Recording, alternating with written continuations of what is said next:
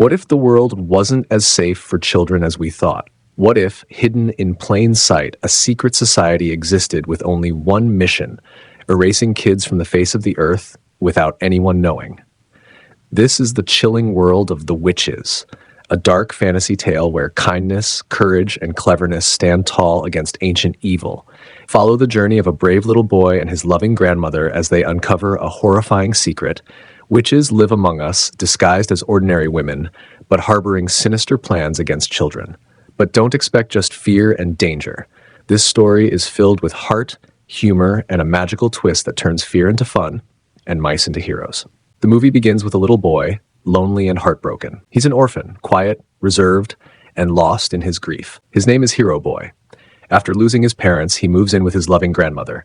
She does everything she can to bring joy back into his life. Though her warmth reminds him of his mother, who was once his whole world, the pain of loss still weighs heavily on him. Seeing her grandson struggle with sadness, his grandmother comes up with an idea. She gently tells him, "I've got a surprise for you. A little friend who'll keep you company. Someone you can talk to, play with, and tell all your secrets to." Weeks pass, and she gifts him a tiny mouse. For the first time in a long while, Hero Boy smiles. He adores the little creature and spends hours playing with it. He would often say joyfully, "Grandma, mice live such fun lives. They just jump around and play all day in their little cage." But while Hero Boy plays happily one day, a mysterious figure watches him from outside the window. A woman, her eyes strange, her presence chilling. She's no ordinary woman. She's a witch. Around the same time, his grandmother suddenly falls ill. But after some days of rest, she recovers. To cheer them both up, she suggests a trip outside. "Come, my dear, let's go for a walk. Let's do a little shopping."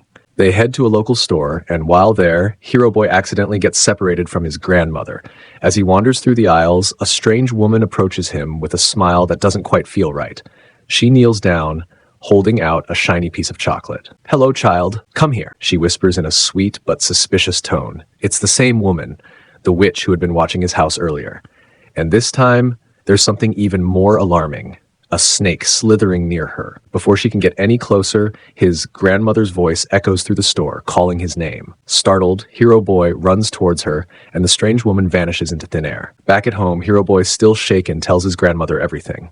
"Grandma, that lady, she tried to give me chocolate. She was talking to me in a weird way, and she had a snake." Hearing this, his grandmother's face turns serious. "She was a witch, my child," she says firmly.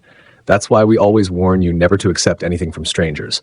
Witches lure children with sweets. Their candies are not treats. They're traps." Seeing his confusion, she decides to tell him a chilling story from her own childhood. "When I was your age, about 10, I had a best friend.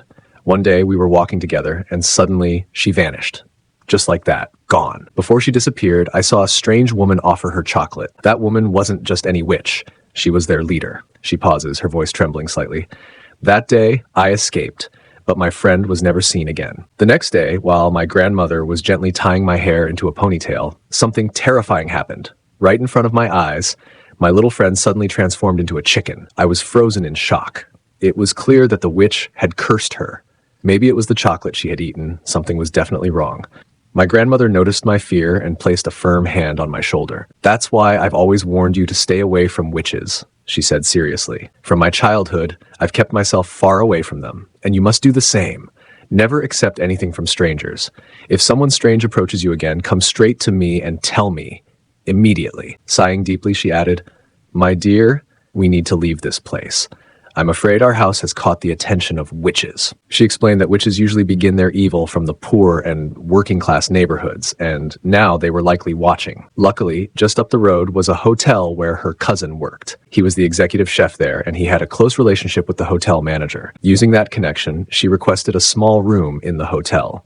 And thankfully, the kind-hearted manager agreed. So, Hero Boy and his grandmother packed their things and moved into the hotel. For a while, everything felt calm again. They could move around freely, explore the grand hallways, and enjoy peaceful moments. But the calm didn't last long.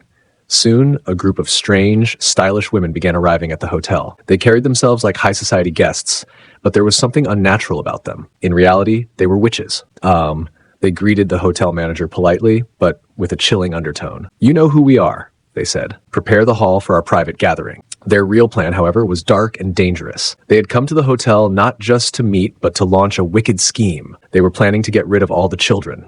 If they couldn't kidnap them, they would trick them into eating cursed chocolates filled with a magical formula.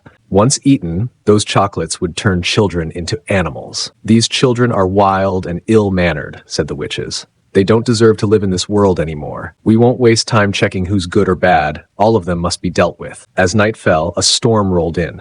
Rain poured against the windows as Hero Boy sat beside his grandmother, listening to the thunder rumbling outside. "Grandma," he whispered nervously, "how do witches really look?" She looked at him seriously and began to explain. "They hide their true form. Their fingers are long and creepy, so they always wear gloves. Their nails are dirty and twisted, and they're completely bald. That's why they wear wigs or big hats." Hero Boy's eyes widened in fear as he imagined it. The howling wind outside only made the night feel darker. He pulled his blanket closer and tried to sleep, but worry lingered in his heart. Morning finally came, but Hero Boy was still troubled. Deep down, he could sense that something terrible was about to happen. One day, Hero Boy wandered into the hotel's grand hall with his pet mouse in hand, ready to play. The room was large and quiet at first, but things quickly changed. Suddenly, a group of elegantly dressed women entered the hall. Their heels clicked sharply against the floor, their eyes glinting with mischief. These weren't ordinary guests. These were witches. Sensing danger, Hero Boy quickly hid behind the stage, clutching his mouse tightly. His heart pounded as the most terrifying one among them walked in, the Grand High Witch.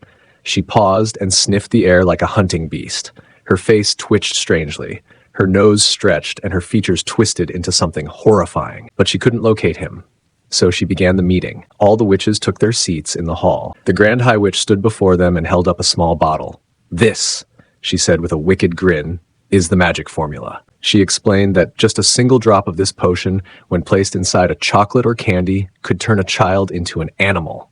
Instantly. The witches laughed gleefully at the thought. As she continued her explanation, she paused again and sniffed. Her nose twitched madly. She started creeping toward the stage, sniffing harder and harder. Hero Boy, still hidden, froze as she yanked up the front of the stage, but he wasn't there. She looked around, furious. Then her eyes fell on a small open vent behind the stage.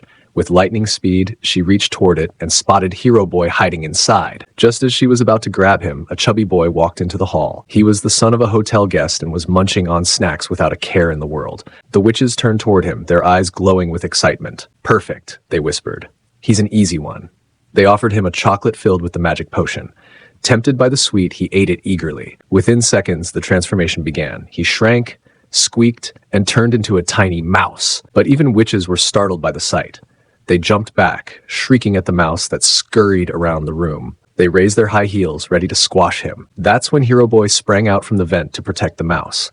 But in doing so, he made a grave mistake. He revealed himself. The witches lunged toward him, and one of them quickly dropped a tiny bit of the potion into his ear. The effect was instant. Hero Boy shrank and turned into a mouse as well. Now 2 mouse-sized boys darted through the room. Hero Boy and the chubby boy, who had also been cursed. They were joined by Hero Boy's pet mouse. But then came a surprise. She wasn't just an ordinary mouse. She began to speak. She revealed that she, too, had once been a little girl.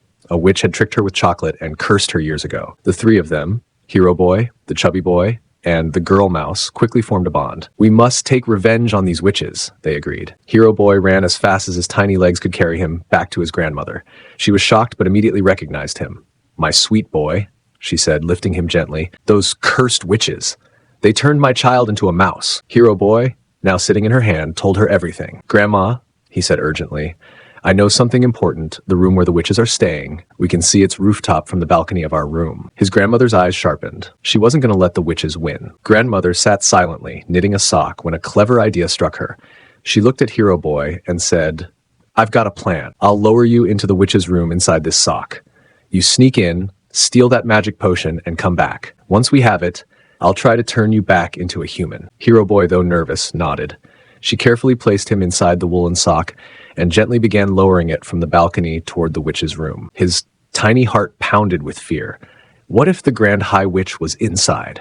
But thankfully, the room was empty. Hero Boy quickly scurried out of the sock, grabbed the bottle of potion with effort, and climbed back in. Just as grandmother began pulling the sock back up, the Grand High Witch entered the room and spotted the sock dangling outside her window. She rushed over and grabbed it firmly. "What is this?" she snapped. Grandmother, pretending to be surprised, called down, "Oh, I'm sorry. I was knitting and my sock fell down. I'm just pulling it back." The witch narrowed her eyes suspiciously.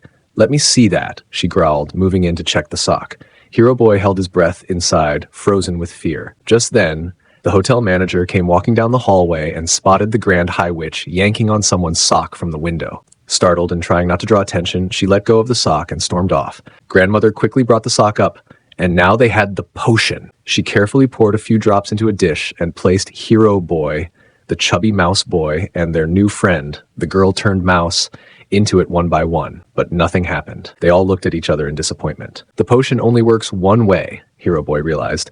It turns humans into animals, but it can't turn us back. His eyes lit up with a new idea. Grandma, what if we add the potion into the witch's dinner soup? That way they'll drink it and turn into animals themselves. Grandmother's face broke into a wide grin. Brilliant! What a wonderful idea, kids! She carefully tucked the 3 mice into her handbag and made her way to the hotel kitchen. Inside, the witch's grand dinner feast was being prepared. Giant pots of delicious-smelling soup bubbled over hot stoves. Grandmother tiptoed closer to one pot, the one meant for the witches. She opened the bottle and quietly poured in a generous amount of the magical potion. Just then, the hotel manager entered the kitchen and spotted her near the soup pot. "Madam, what are you doing here?" he asked sternly.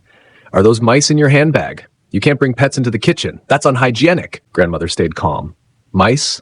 What mice? You can check if you like." The manager frowned and opened her bag, but the mice were cleverly hidden in a corner beneath her scarf. He searched but found nothing. Now he was the one feeling embarrassed. "I'm sorry, ma'am," he mumbled.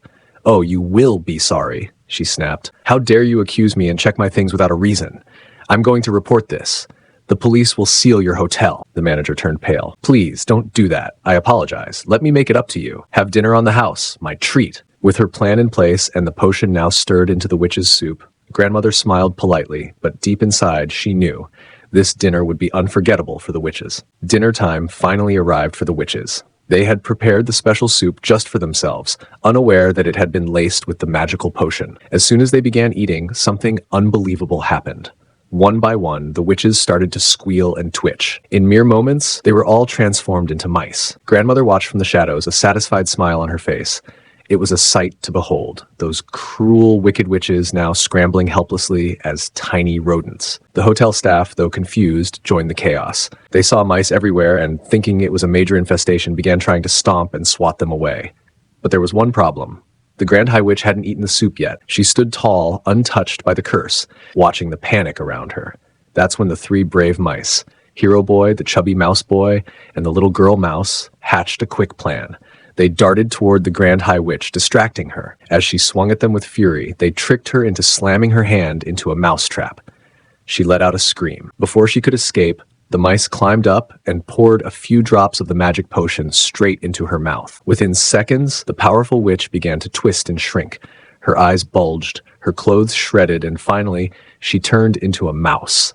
Much larger than the others, but still just a mouse. They quickly trapped her inside a glass cup and sealed it tight. Then, in a final poetic twist, Grandmother placed the hotel's house cat in front of the glass. She smiled and said, "Let's see what happens now." The furious cat growled, its eyes locked on the oversized mouse. Grandmother packed her bag, gently placing her 3 little mice safely inside. She walked out of the hotel proudly. The witches were gone. Peace had returned. Outside, the bulky boy's parents were in distress. "Where did our son go?" his father asked frantically. But his mother, cold and heartless, didn't seem to care. When her son squeaked in his tiny mouse voice to let them know he was safe, she screamed in horror. "Keep that thing away from me! I don't want it!" she shouted. The mouse boy looked at his friends and said, "Well, I'm better off without them. At least now I've got true friends." Back at home, Grandmother cared for the 3 mice like her own children. She made them delicious meals, kept them safe, and filled their days with fun. The best part? None of the mice ever wished to become human again. They were happy in their new lives, running, jumping, playing, and laughing together. And Grandmother? She watched them with love and joy, knowing they had made it through something incredible, and that they would always have each other. The story ends with a warm and cheerful note. Thank you for watching. We hope you enjoyed the adventure.